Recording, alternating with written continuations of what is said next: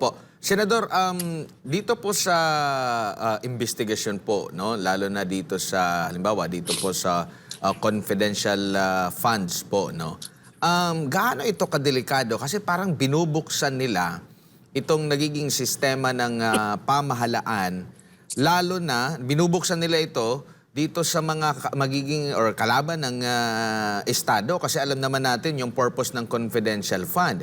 No, ngayon, binubusisi nila at pinaka-recent yata, meron daw 1,000 na pumirma daw doon sa kontrata na hindi ma-verify doon sa Philippine Statistics Authority. So kung ito po ay talagang pababayaan nila, ang dami pong mga ahensya ng gobyerno, lalo na ang Office of the President, na meron din ganitong uri ng confidential fund. So papaano ngayon yung pamamaraan na paglaban natin, lalo na doon sa mga terorista, sa mga kumakalaban sa Estado? Kasi parang binubuyang-yang natin sa kanila yung nagiging sistema po, delikado para sa national security. Ano po nakikita nyo dito, Senador? Ganito lang yan, Admar. Kapag ang kaliwa ay ginagamit ng gobyerno, sila ay nakikianib sa kaliwa para sirain yung kanilang mga kalaban sa politika. In the end, the whole nation will suffer. Kasi sila rin mismo, ay alam mo na yung mga kakaliwa na yan, talagang maghanap ng paraan yan. Ultimately, hindi lang yung kalaban lang sa politika, sila mismo, magsisisihan sila. Sila rin mismo kakainin sa kanilang diskarte na ginagawa ngayon. I tell you, magsisisi rin sila in the end. Dahil itong mga magkakaliwa, hindi yan hinto. Pinagbigyan mo ito ngayon at talagang tuloy-tuloy na yan. So, what will happen? The ultimate winner of all this political brouhaha are the leftist groups. Yung CPP, NPA, NDF, sila ngayon ang standing tall na tumatawa habang nag-aaway yung Marcos at Duterte. Sila ngayon ang panalo. Both Marcos and Duterte groups, blacks are losers pagdating dito sa sitwasyon na yan. Sigurado ako. Opo, maliban pa dito sa magiging masaya ang CPP, NP, NDF, yung mga nasa sindikato rin, partikular na itong mga drug lord. Dahil biruin mo, ang mga nagiging convicted na mga involved sa illegal na droga, sila pa yung nagiging mga witnesses. Ayun nga, yun na nga, sobra sila ka, ano? Sobra sila ka, they are so, ang term yan, masyado silang talagang, they are in dire need to have someone to speak bad about the Dutertes. Kaya kinukuha na nila yung pati yung mga konbiktado at yung mga may kinakaharap na kaso. Yung si Colonel Pusang Alos, yung Colonel Acerto na yan.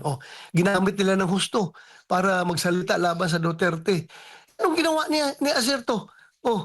Nung binigay niya sa akin yung informasyon na about sino yun? Uh, yung hinahanap lang Chinese. Kalimutan ko na pangalan ng Chinese na yun. Yung hinahanap lang Chinese ba, nasabi nila na economic advisor pa ni President Duterte? Michael Yang.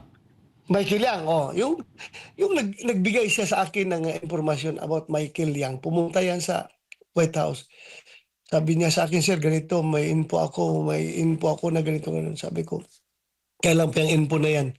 Sir, anong year ba yun? Yung nangyari dyan sa Maicon, sa Toril, yung Shabu Laboratory sa Toril, 2002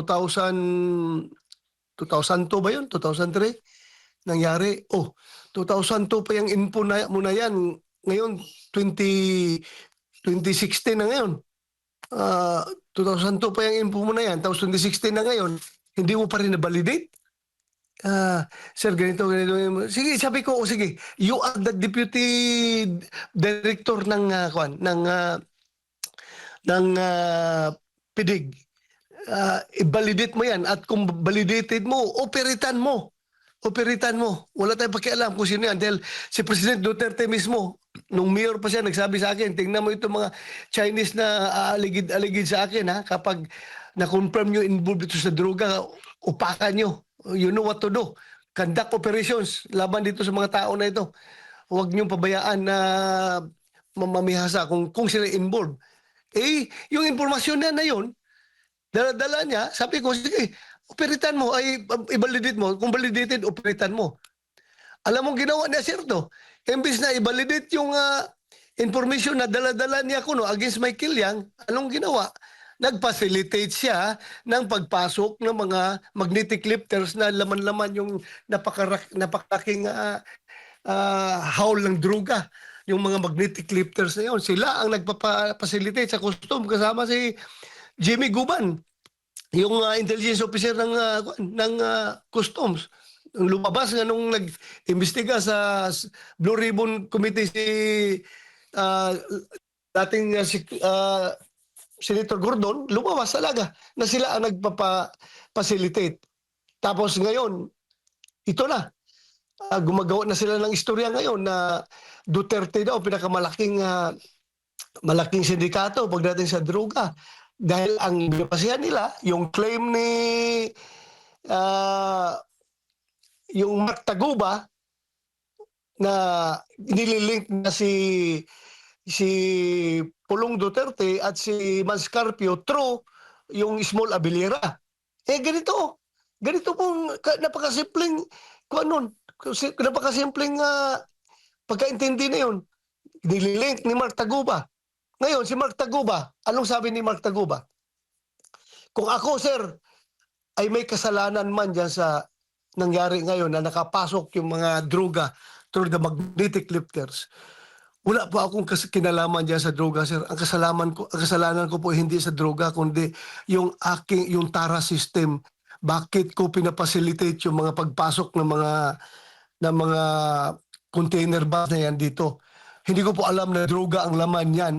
Kung alam ko lang, hindi ko ginawa yan. Pero ang kasalanan ko lang talaga is yung TARA system. Bakit ako nagbigay ng SOP? Ngayon, sabi niya na yung lumapit siya kay Small Abilira, merong nag-introduce sa kanya kay Small Abilira para smooth flowing yung kanyang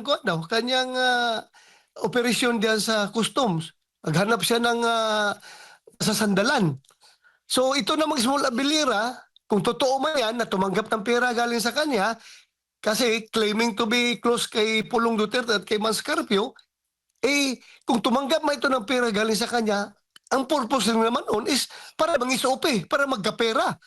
Hindi naman para magpapasok ng droga, kundi magkapera kasi siya mismo nagsabi.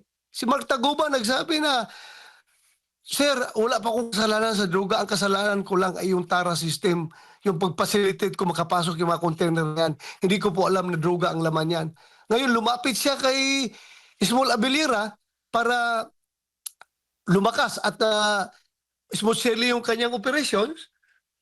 Nagbigay siya ng SOP doon kay Small Abilira na nagkiklaim na may connection siya kay Pulong at kay Manscarpio. So, purpose ni Small Abilira para makatanggap ng siguro ng pera para mang-SOP yung TARA system. Ngayon, sila na ang nagpapasok ng droga. Kung hindi nga alam ni Mark Taguba na siya po palang laman ng mga container ban na yun, how much more si Small Abilira na nangingi-SOP lang ng pera galing sa kanya, tumatanggap lang ng pera sa kanya para smooth sailing yung kanyang operation sa customs. Di ba? That's the logic behind all these things. Tapos ngayon, pinipilit nila na ng Quadcom na pinakamalaking sindikato ay si President Duterte, yung